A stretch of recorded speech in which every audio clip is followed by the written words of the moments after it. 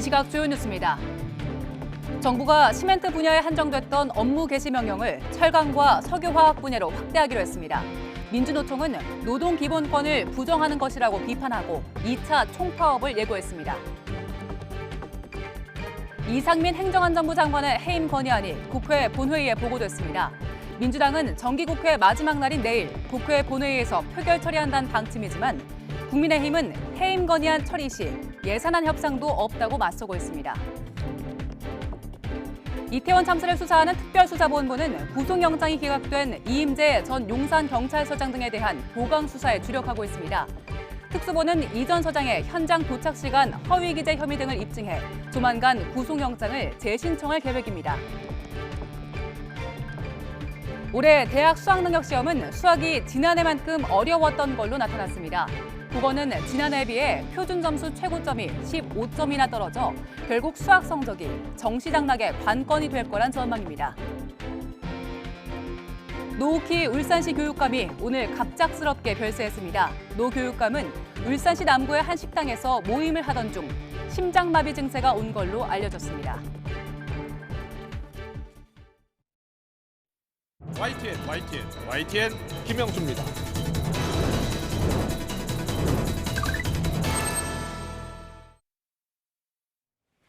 올해 정기국회 회기 종료일 하루 남았습니다. 여야는 내년도 예산안 처리 아직 못하고 있습니다. 야당은 정부가 제출한 639조 원의 예산안 가운데 5조 1천억 원 정도는 삭감해서 다른 분야에 써야 한다라는 주장이고 여당은 2조 6천억 원 이상을 깎으면 안 된다면서 맞서고 있습니다. 이상민 행안부 장관 해임 건의안도 막판 변수입니다. 야당은 오늘 본회의에 보고를 하고 내일 해임 건의안을 처리하겠다고 했고 대통령이 거부하면 탄핵소추안도 발의하기로 했습니다. 여당은 예산안 통과 없이 해임안부터 처리하면 의원총회를 열어서 다시 대책을 강구하겠다고 했습니다. 여야는 오늘까지도 서로 니탁 공방을 이어갔습니다. 여당은 민주당이 예산안을 파국으로 몰아가면 내후년 총선에서 국민 심판과 대가를 치를 것이라고 했고 야당은 여당이 오로지 윤심 예산 지키기에 여념이 없다며 무조건 반대하면 소는 누가 키우느냐고 맞받았습니다. 여야 입장을 듣고서 더 정치 풀어가겠습니다. 지금 당대표의 온 국민의 비난을 받는 사법 리스크의 한가운데 속에서 손톱만큼도 성찰하고 반성하지 않는 그 쓸쓸한 자화상을 좀 제발 거울을 보고 쳐다보기 바랍니다. 끝내 예산안 처리를 파국으로 몰고 갈 경우에는 내후년 총선에서 국민들의 혹독한 심판과 대가를 치르게 될 것입니다. 오로지 윤심 예산 지키기에만 여념이 없다 보니 예산안 처리가 큰 벽에 막힌 것입니다.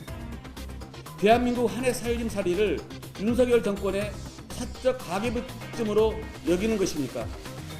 예산안 처리를 위해 여당이 야당을 조르고 쫓아다녀도 모자랄 판에 불효불급 예산 감액부터 서민 민생예산 대폭 증액까지 무조건 반대만 하면 대체 손은 누가 키웁니까? 헌법과 법률을 초월한 통치 행위는 존재하지 않는다. 한동훈 법무장관이 어제 한 말이죠. 원론적인 말입니다만 정치권에선 문재인 전 대통령 수사 가능성을 열어둔 것이 아니냐라는 해석도 나오고 있습니다. 한편 정기국회 마지막 본회의 이제 하루 앞으로 다가왔는데요. 예산안을 둘러싼 여야 신경전 절정으로 치닫고 있습니다. 오늘의 전국 현안은 노동일 경희대 교수 차재원 부산카톨릭대 특임교수와 함께 짚어보겠습니다. 어서 오십시오. 안녕하세요. 예, 안녕하세요. 안녕하십니까? 안녕하십니까? 예산안 처리 정기국회 내에 처리하려면 이제 내일까지인데요. 네. 여야가 계속 합의를 보겠다고 하는데 막판 타결이 쉽지 않은 것 같습니다. 그렇습니다. 자, 어떻게 이걸 합의 보고 처리했으면 좋겠습니까?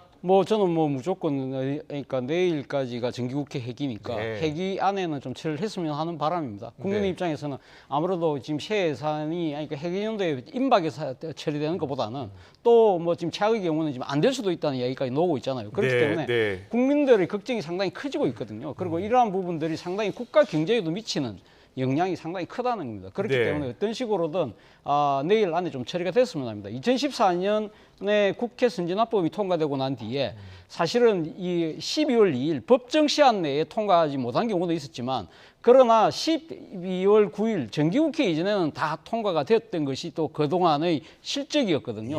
그런데 예. 만약에 이번에 통과시키지 못하고 한다면 과거처럼 12월 연말까지 가서 차수를 변경해서 새해 꼭두 새벽에 통과시키는 그러한 또 전례를 되밟는 것이 아닐까라는 우려가 차 생긴다는 거죠. 교수님께서 보시기에는 왜 이렇게 합의가 어려운 것 같습니까? 일단 큰 산이 두 개 있고요. 또 하나는 깊은 늪이 하나 있어요. 첫 번째는 제가 봤을 때는 그러니까 윤석열 표 예산, 이재명 표 예산이라는 양당이 딱 정책적으로 내세우고 있는 그거 서로 좀 타협하고 양보하면 되는 거 해야 아닙니까? 되는데 그런 부분들에 대해서 전혀 타협할 여지가 지금 안 생긴다는 거죠. 그것은 왜 그러느냐? 제가 생각해 일종의 대선 연장전이 지금 벌어지고 있기 때문에 그렇습니다. 그러니까 아직도 대선 지금 연장전 이 상황이다. 집권 세력의 입장에서는 우리가 집권을 했는데 그럼 우리 뜻대로 해야지 이라는 것이고 우리가 정권은 넘겨줬지만 예산 심의권은 여전히 우리가 갖고 있다는 것이 민주당의 생각이기 때문에 예. 안 맞는 것이고 또 하나는 지금 또 하나의 산은 예산 부수 법안입니다. 그게 지금 법인세법이라든지 종부세법 같은 이 감세와 관련된 부분에 대해서 양쪽의 입장 차이가 너무 크다는 겁니다. 네. 거기다가 말씀하신 것처럼 지금 깊은 늪은 이상민 장관 해임 건의안을 놓고 어떻게 할 것이냐. 오늘 지금 국회 본회의에서 지금 네. 보고가 되었어요. 보고가 됐기 때문에 그렇다고 한다면 24시 보고 이후 24시간 이후에 72시간 이내에 처리를 안 하면 이것이 물거품이 되거든요. 그렇군요. 그렇다고 한다면 내일 민주당은 어떤 식으로든 지금 처리를 할 수밖에 없는 상황이다. 그렇다고 한다면 만약에 이게 처리될 경우에는 과연 여당이 그런 예산 부분에 대해서 과연 태비로 나올 것이냐. 이게 참 큰 문제라는 것이죠. 알겠습니다. 노동일 교수님, 그런데 지금 상황을 보면 야당에서는 여당이 서두르지 않는 것 같다 이런 이야기도 나오고요. 최종 제안을 거부하면 단독 수정안도 제출하겠다라는 게 민주당의 생각인 것 같아요. 노동일 교수님은 왜 이렇게 안 되고 있고 어떻게 이게 합의 처리된다고 보세요? 글쎄 저는 뭐 우선 질문하신 것만 일단 결론만 말씀드리면 정부에게 서두르지 않는 모양새를 보이고 있다. 만약 진짜 그렇다면 네. 아마도 이제 뭐 조심스럽게 낙관하는 건 아닐까. 어차피 늘 선진화법 이전에도 네. 뭐 다툼하다가 결국 12월 31일까지 통과가 됐었거든요.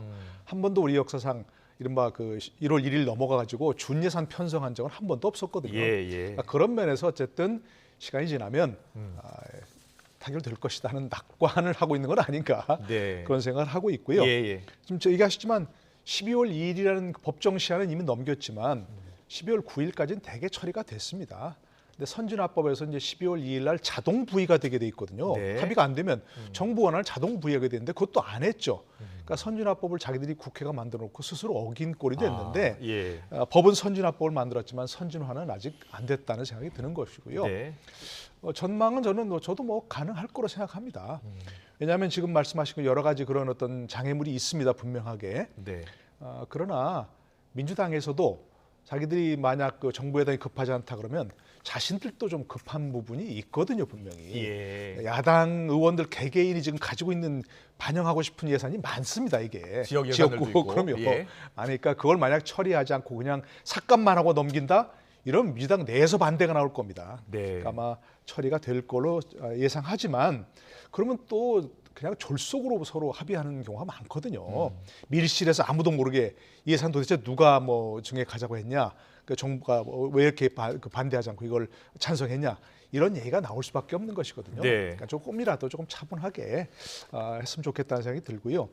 기본적으로 돈이 쓰이는 곳이 바로 얼마나 중요한 거 아니겠습니까? 머니톡스라고 돈이 말한다고 하는 거니까.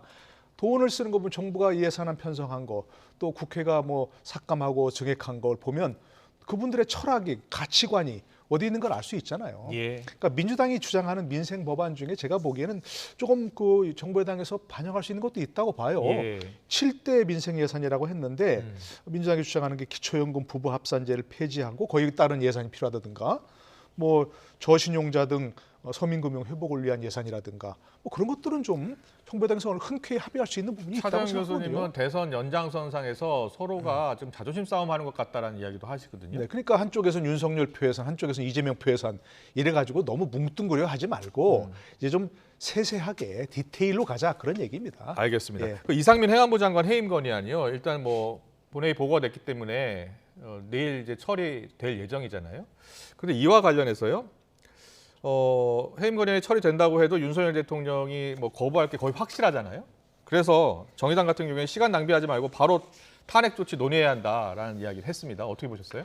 저는 그 해임 건의안 국민의힘에서 무리하게 그걸 뭐 통과 안 시키려고 뭐 예를 들어서 예산안 처리를 미룬다든가 할 필요 없다고 생각합니다. 네. 순리적으로 어차피 숫자에서 안 되니까 시간 문제로 통과될 수밖에 없는 부분이거든요. 예.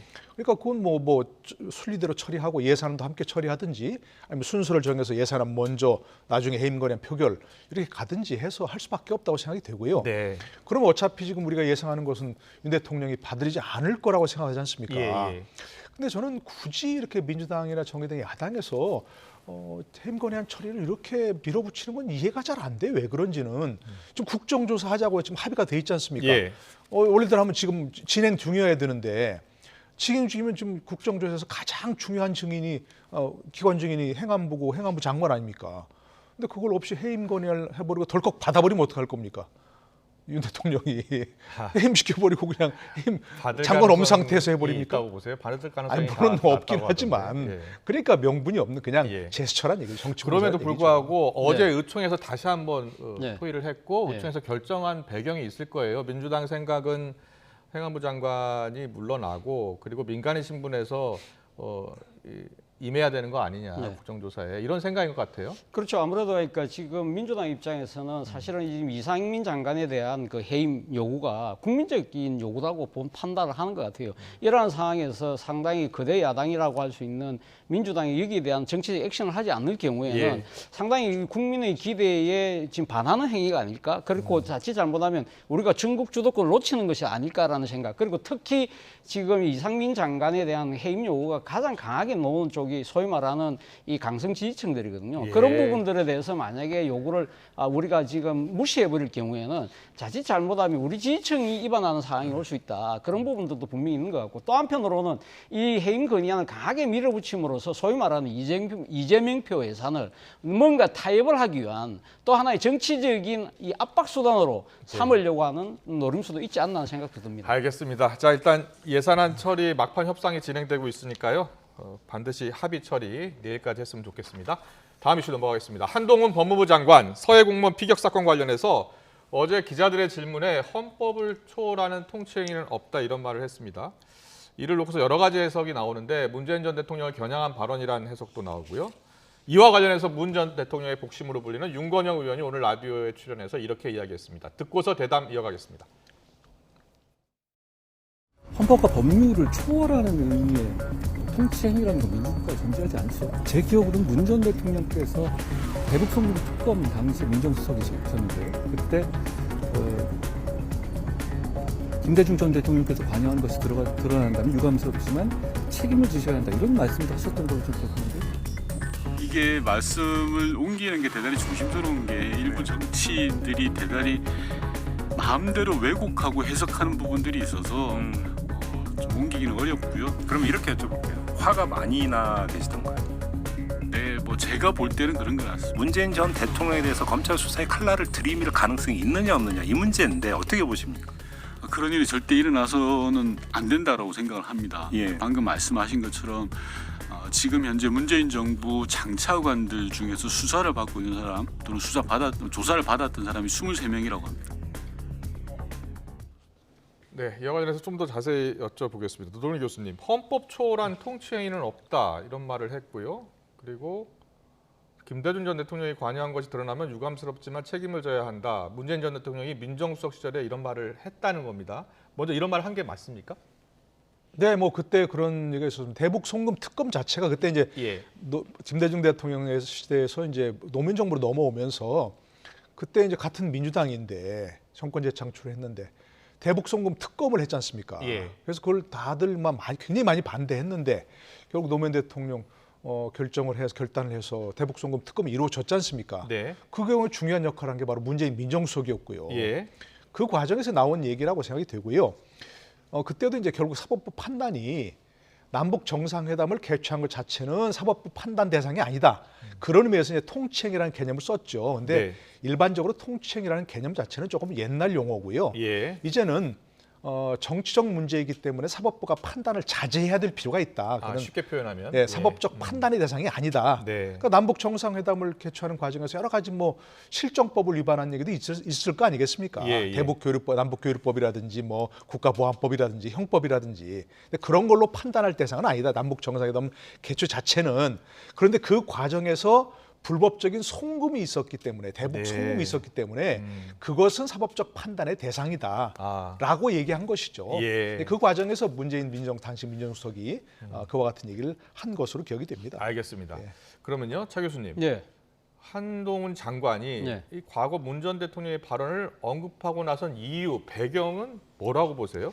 저는 사실상이 뭐 수사지휘권을 발동한 것이 아닐까라는 생각이 듭니다. 그러니까 전직 대통령도 지금 하니까 헌법과 법 위에 있지 않다는 이야기를 하고 있는 거잖아요. 예. 그렇다고 한다면 혐의가 드러난다고 한다면 당연히 수사할 수밖에 없다. 수사해야 된다는 입장을 저는 뭐 검찰에게 우회적으로 이야기한 것이 아닐까라는 생각이 든다는 것이죠. 예. 또 제가 이렇게 생각할 수밖에 없는 이유가 사실은 이 사건과 관련해서 지난주 금요일이었습니까? 그러니까 문 전 대통령이 이야기를 했지 않습니까? 지금 네. 서해 그러니까 피격 공무원 사건과 관련해서 본인이 다 보고받고 판단해서 내가 최종 승인했다고 이야기를 했잖아요. 예. 자, 그렇게 이야기하면서 이런 이야기를 했어요. 안보 사안을 정쟁의 대상으로 삼지 마라. 돈 넘어서는 안 된다. 이런 부분들을 아마 많은 사람들이 미룰 짐작해서 이거 지금 통치행위라는 일종의 법률적인 그런 방패막이를 이용하려는 것이 아닐까라는 생각들을 많이 하는 것 같아요. 근데 예. 제가 읽었을 때는 문 전 대통령이 나는 지금 이것이 통치행위니까 여기는 조사할 수 없어 라고 방어막을 쳤다기보다는 예. 내가 최종 승인을 했으니까 내부터 조사해봐. 밑에 사람도 괴롭히지 말고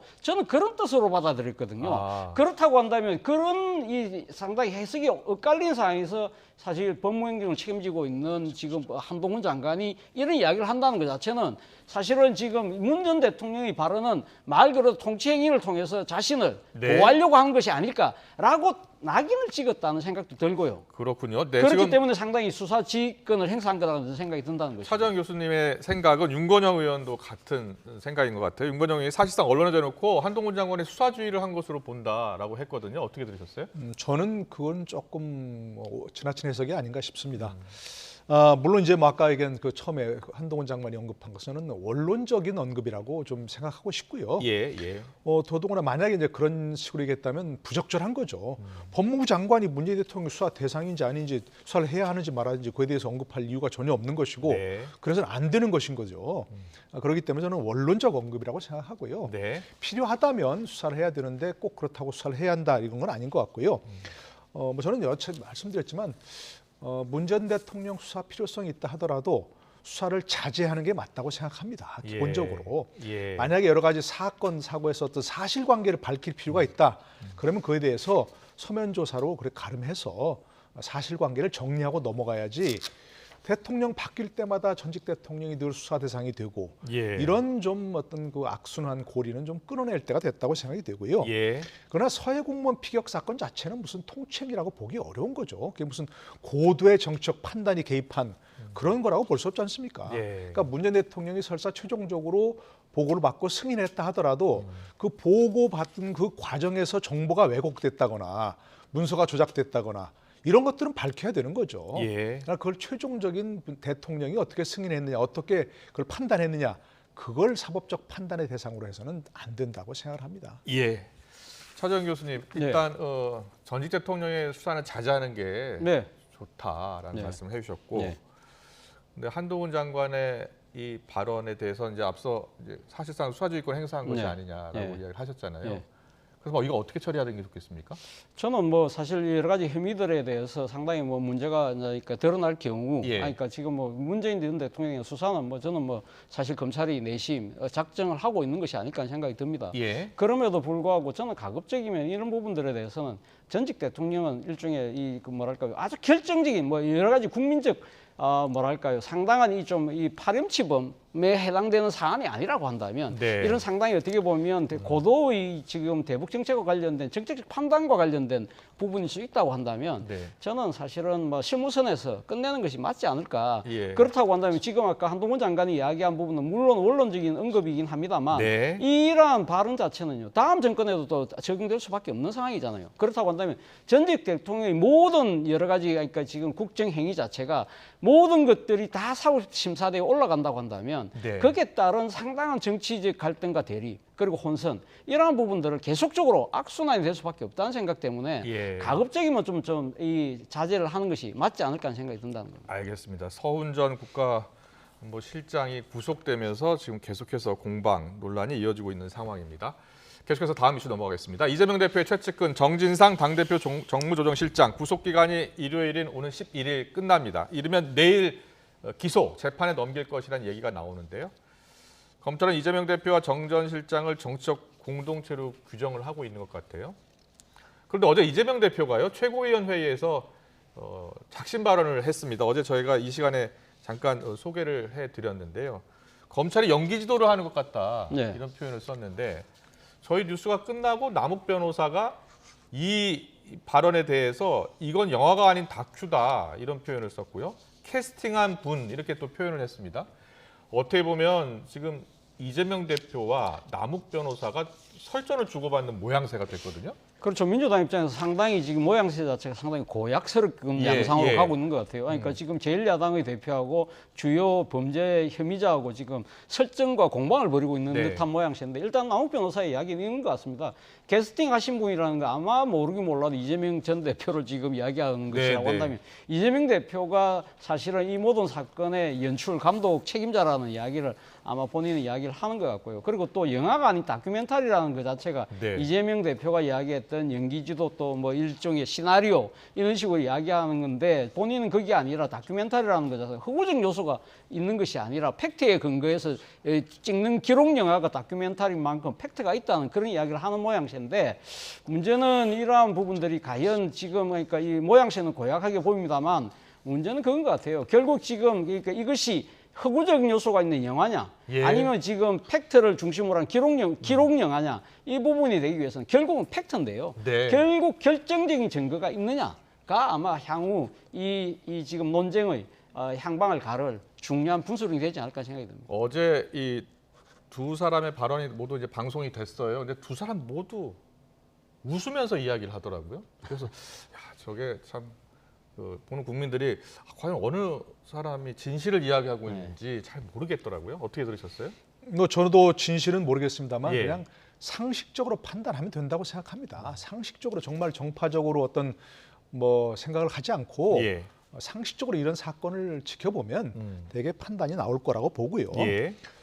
저는 그 민주당 이상민 의원이 얘기한 것처럼 이재명 대표가 이제는 네. 본질에 대해서 전공법으로 얘기해야 된다고 생각합니다. 검찰 수사에 네. 대해서 뭐 소설이다, 뭐 좋은 소설가는 못 된다, 또 영화다, 뭐 영화에서 연기 지도를 했다든가 그런 얘기 말했지 사건의 본질에 대해서 언급하지 않았지 않습니까? 김용 정진상이라고 하는 본인 입으로 스스로 측근 중에 측근이라고 얘기하고 측근이라면 이 정도는 돼야 한다고 얘기한 그런 분들이 다 구속되고 그 구속영장에 본인이 지금 공범으로 적시돼 있는데 그에 대해서는 입장을 표명하지 않지 않습니까? 검찰 수사가 조작이고 소설이고 영화도 그렇게만 얘기하지. 그러니까 이게 좀 명확한 입장 표명, 정말로 사건의 본질에 대해서 어떻게 생각하는 건지 네. 이에 대해서 입장 표명을 해야지.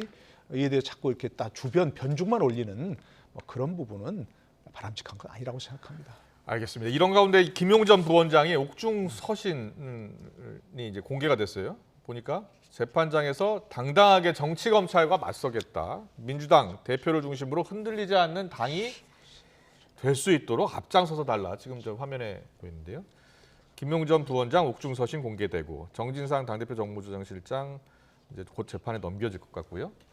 자, 저 메시지를 어떻게 들으셨어요? 일단 뭐 김용 전 부원장 같은 경우는 단 한 번도 혐의를 인정한 적이 없잖아요. 단 한 건도. 예. 그렇기 때문에 본인 입장에서는 일관되게 지금 이제 부인할 수밖에 없는 상황이고 그리고 또 실제 뭐 또 그렇게 당당할 수 있다는 부분들을 아마 이 지금 이 김용 부원장도 있지만 정진상 정무실장도 구속되면서 상당히 민주당 내 진짜 그런 실체 있는 거 아니야? 이런 식으로 약간 이 설랑설레가 있기 때문에 이런 부분들에 대해서 단호하게 세기를 받겠다는 생각도 드는 것이고요. 그리고 또 지금 이럴수록 민주당이 단일 대우를 지켜달라 그 이야기를 하고 싶은 것 같아요. 그런데 저는 이재명 대표가 뭐 이렇게 그러니까 검찰의 그 자신에 대한 자신과 자신의 측근들에 대한 수사에 대해서 강하게 반발하는 부분은 저는 불가피한 측면이 분명히 있어요. 그럼에도 불구하고 앞서 노동현 교수님 말씀하신 것처럼 저는 좀 더 이재명 대표 좀 더 과감하게 전격적으로 조금 더 이를 이야기할 필요가 있지 않을까. 예를 들면 뭐 김용, 정진상 두 사람이 구속될 때는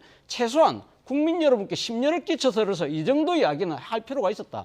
그리고 언제든지 털어봐라고 당당함을 이야기했잖아요. 그렇다고 한다면 나 언제든지 불러라. 내가 나갈게. 내 오늘 당장으로 나갈게. 이 정도로 이렇게 당당함을 좀 보여주는 것이 필요하지 않았을까? 만약에 지금 이 정기국회가 끝나고 난 뒤에 지금 또다시 만약에 임시국회 소집이 될 경우에 그럼 당장 여당에서 뭐라고 이야기하겠습니까? 지금 이재명 대표 보호하기 위한 방탄국회 만들었다? 이야기하고 소환에 그러면 나오느냐 안 나오느냐? 그럼 안 나오면 또 체포영장 발부하고 거기에 대해서 체포 동의안 넘어오고 국회 표결 가고 이렇게 가면서 계속 민주당이 정치적으로 상당히 입지가 졸아들 수 있다는 거죠. 그렇다고 한다면 진즉에 내가 언제든지 나갈 수 있다. 그런 부분들을 좀 당당하게 치고 나갔으면 어땠을까 하는 생각이 든다는 거죠. 민주당에서는 뭐 여러 목소리 나오고 있는데 이원욱 의원 같은 경우에는 검찰이 정확히 증거를 들이대지 못하고 있으니 당내 우려는 7, 80도까지 올라오고 있는 상황이다. 100도씩 넘어가지 못하는 상황이다. 이런 이야기를 했고요. 그리고 과거 박지원 전 원내대표가 자진 출석해서 의혹을 해소한 적이 있으니 이재명 대표 스스로 문제를 풀어야 한다는 이야기를 했습니다. 이와 함께 박영선 전 장관이요. 당대표가 공천권 내려놔라는 이야기를 여러 방송에서 이야기를 하고 있거든요. 어떻게 들으셨어요? 글쎄요, 이제 민주당 내에서도 여러 가지 이제 상식적인 목소리 나오기 시작하는 거겠죠.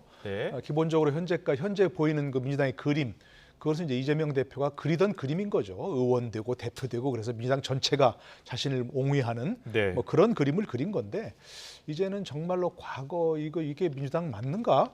라는 의문이 나오기 시작하는 것이고요. 당연히 나와야 된다고 생각합니다. 근데 아까 김용 부원장도 그렇고 많은 사람들이 이제 그 이재명 대표를 감싸는 사람들이 하는 얘기가 검찰을 비난하지 않습니까? 검찰, 정치 검찰, 뭐 검찰 앞세운 공포 정치. 근데 사실 잊지 말아야 할 것은 뭐냐면 그런 것을 최종 결정하는 건 검찰이 아니에요. 압수수색, 체포, 구속 모든 것 최종 결정은 법원이 하는 겁니다. 법원이 사법부가. 아무리 검찰이 무슨 뭐 그걸 구속하고 싶다 하더라도 증거가 없는데 저 법원에서 그걸 영장을 발부할 리가 없는 거죠. 그러니까 자꾸 검찰 비난하는데 차라리 정말 그렇다면 법원에서 왜 이렇게 이걸 인정했냐라고 해야 되는 것이지 최종적인 결정은 법원이 한 겁니다. 정치 검찰이 아무리 자신들이 원한다 하더라도 그러니까 이 부분은 제가 보기에는 자꾸 초점이 맞지 않는 그런 비난이다 생각합니다. 알겠습니다. 박영선 장관은 당대표가 공천권 내려놔는 이야기를 하고 있거든요. 그렇죠. 어떤 그러니까 배경이 있다고 보세요? 이게? 아무래도 그러니까 지금 이재명 대표가 지금 사법 리스크가 커지고 있는 만큼 그러니까 본인의 그러니까 지금 대표직을 내세워서 이렇게 방어를 할 경우에는 민주당 전체의 리스크가 커질 수밖에 없다. 그렇다고 한다면 필요한 경우에는 당 대표로 직을 내놓고 본인의 그 문제에 대해서는 본인 스스로가 대처할 필요가 있지 않나 하는 이야기를 하고 있는 것 같은데요. 아마 지난 지방선거 때 본인이 서울시장 공천을 못 받고 사실은 이 송영길 당시 대표가 서울시장 공천을 받으면서 그런 정치적 앙금도 약간은 깔려 있는 것이 아닐까라는 생각도 드네요. 알겠습니다. 오늘 정치권 이슈는 여기까지 들을게요. 노동의 경희대 교수, 차재원 부산가톨릭대 특임교수와 함께했습니다. 잘 들었습니다. 감사합니다. 고맙습니다.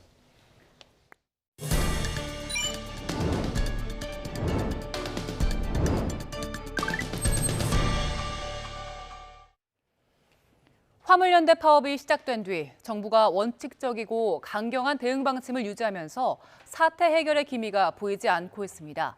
파업을 둘러싼 찬반 여론도 팽팽한 상황인데요.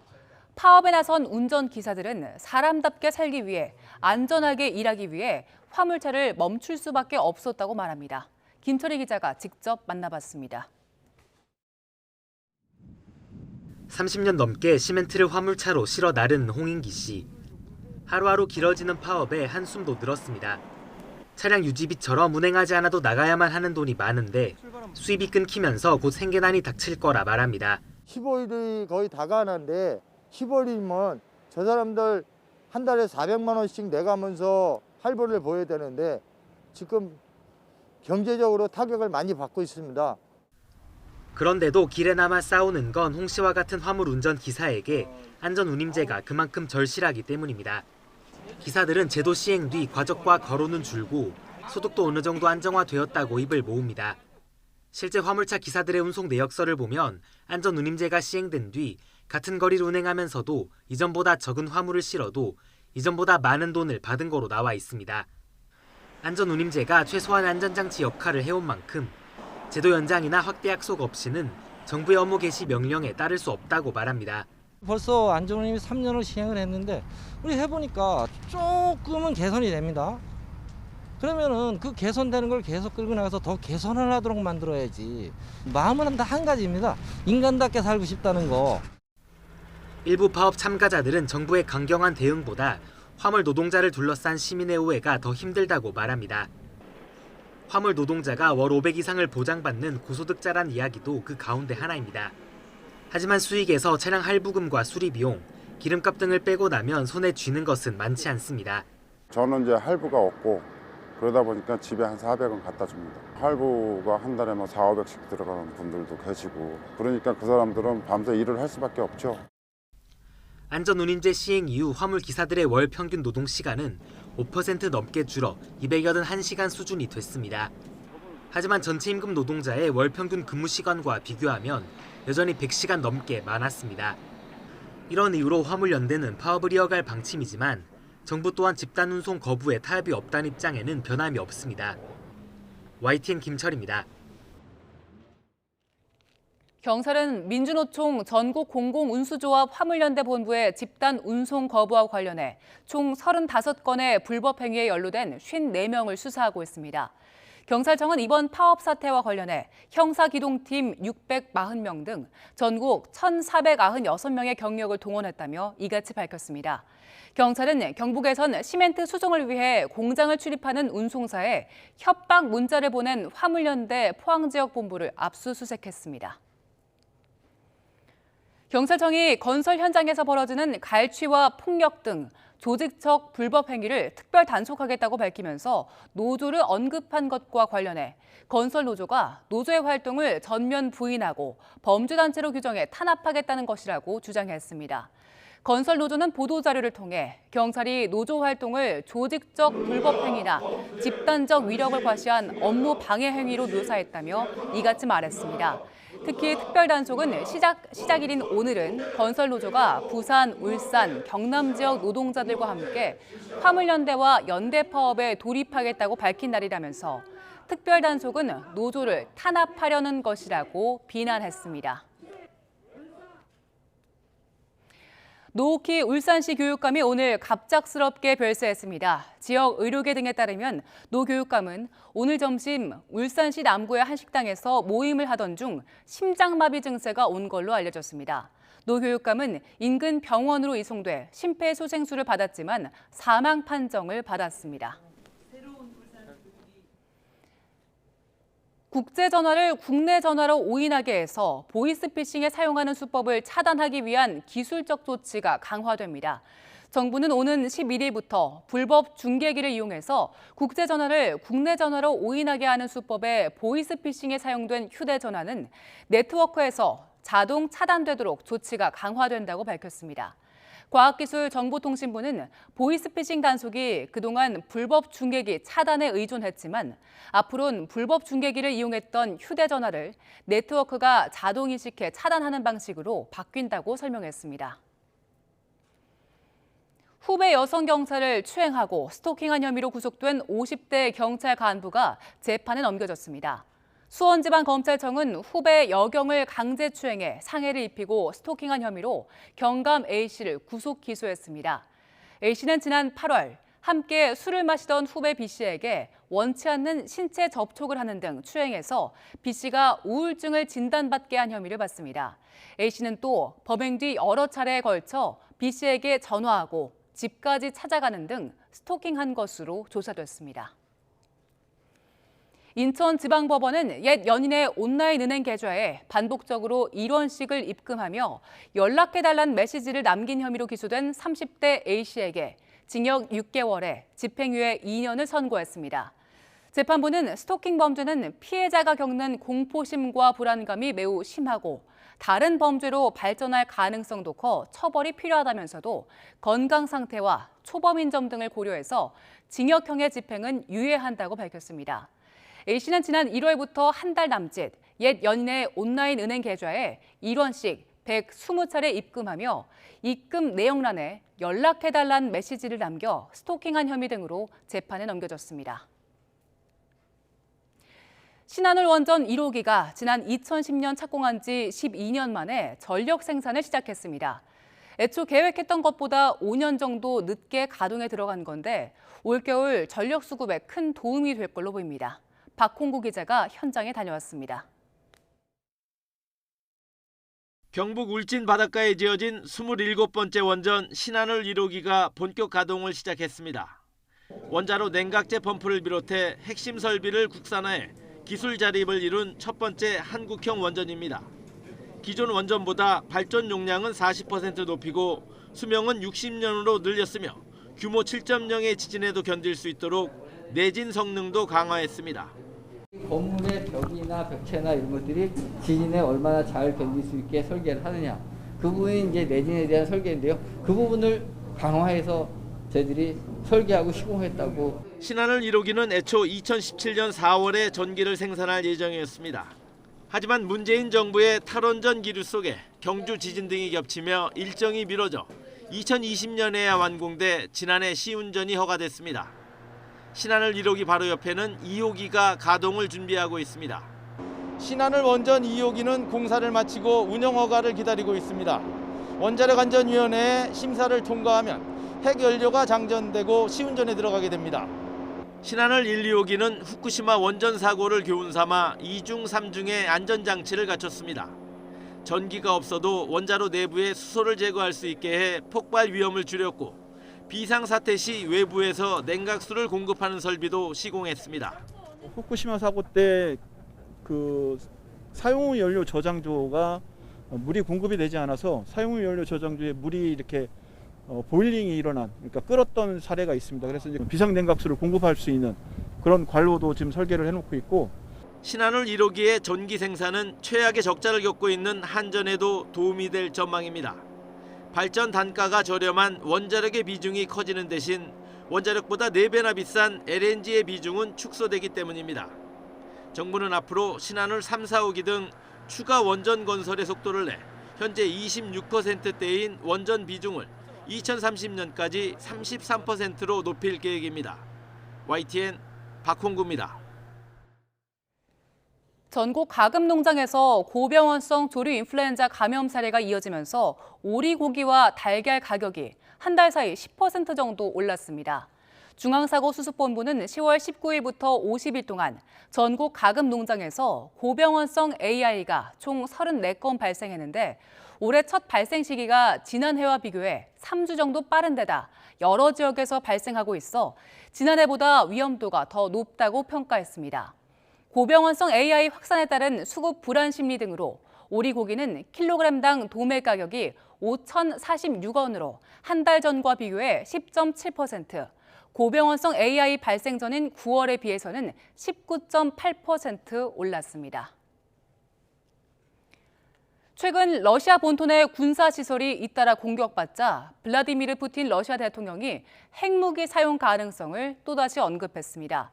푸틴 대통령은 핵무기를 방어수단이자 잠재적 반격수단이라며 모든 방법을 동원해 영토와 동맹을 지키겠다고 강조했습니다. 보도에 김세호 기자입니다. 지난 5일과 6일 이틀 동안 러시아 본토에 있는 비행장들이 잇따라 공격을 받았습니다.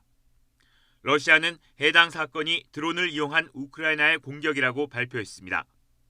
푸틴 대통령은 TV로 방송된 인권이사회 연례회의에서 핵전쟁 위기가 고조되고 있다며 러시아는 핵무기를 방어수단이자 잠재적 반격수단으로 간주한다고 밝혔습니다.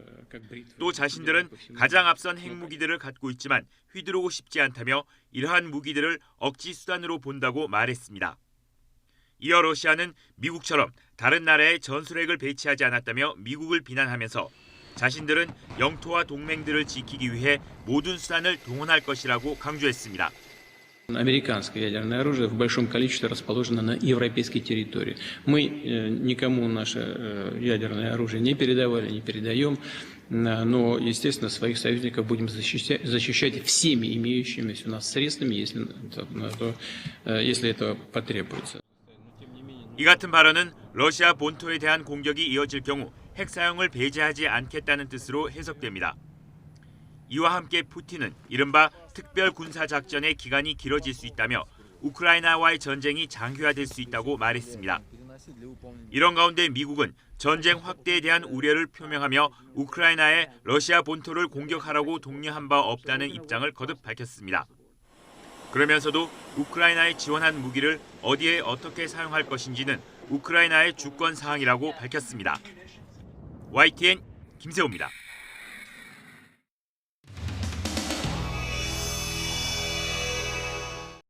김기현 의원을 차기 당대표로 하시기로 하셨다는 얘기가 부통령님 나오는데 됐다니 너무 나가지 맙시다 우리. 어? 너무 앞서 나가지 말고. 의원님께서 어떻게 생각하세요? 네, 김정은도 얘기 나오잖아요. 그 생각에 요즘 김장철인가요? 어? 아 이게 너무 그거는 차차 봅시다. 카메라 정리하도록 하겠습니다.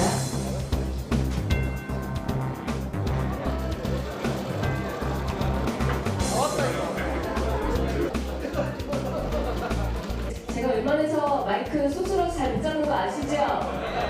네, 오늘 특별히 용기를 해서 나왔으니까 좀 집중을 해주세요. 찍어주십시오. 국민의힘! 국민공감! 배워야 산다. 교육을 받지 못한 민족은 희망이 없다. 지금은 정치적인 색깔을 띠고 있지 않다. 일로보도 공부 모임, 국민의힘 공부 모임 적어놨잖아. 국민의힘 공부 모임이니까. 공부 모임, 친윤 개파 모임이라는 지적이 아무래도 나오는데요. 어떻게 전혀 개파 모임 아닙니다. 아침 보셨잖아요. 좀 지켜봐 주시면 자꾸 개파 이렇게 하지 마세요. 개파 무서운 사람 아니에요. 하면 개파하면 안 해요. 의원들 70분이 모인 모임이 개파 모임입니까? 그런가요? 어제 대통령 발언 보면 교통정리가 됐다라는 시각이 무슨 교통정리? 김기현 의원을 믿으니까 아니 정말 대통령은 아니 정말 한동훈 차출사를 부인하셨으니까 한동훈 동시에 어제 같이 만나셨던 걸 아니 근데 그거를 어떻게 대통령께서 지금 교통정리를 하십니까? 전당대 시작가는데? 그럼 억측을 그렇게 하십니까? 그거는 그건 있을 수 없는 일이에요.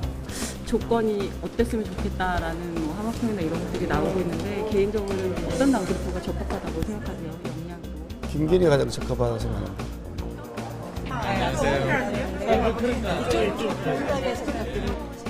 친윤 후보로 김기현 후보가 관저에 가시면서 그런 이야기 좀 있는데 그 얘기에서 우리 당 후보들은 전부 친윤이죠.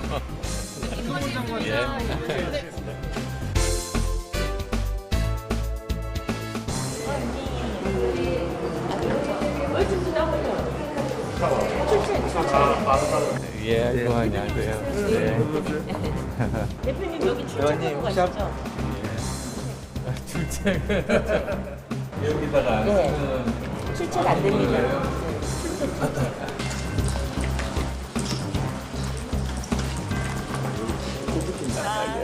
반갑습니다. 이름 써야 되나? 출석부. 출책. 이걸 잘 써야 돼.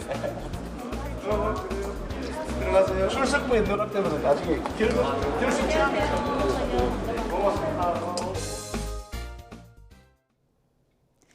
예년과 비교해 온화한 날씨가 이어지고 있습니다. 내일도 큰 추위는 없겠는데요. 내일 서울의 아침 기온은 1도로 영상권을 보이겠고 한낮에도 9도까지 오르는 등 바깥 활동하기 수월하겠습니다. 다만 내일은 하늘빛이 흐리겠고요. 서쪽 지방을 중심으로는 빗방울이 떨어지거나 눈이 날리는 곳이 있겠습니다. 또 중서부와 일부 남부 지방은 초미세먼지 농도도 짙게 나타나겠습니다. 내일 아침 기온은 대부분 영상권을 보이겠습니다. 내일 서울의 아침 기온은 1도, 대전은 0도, 광주는 2도, 부산은 6도로 출발하겠고요.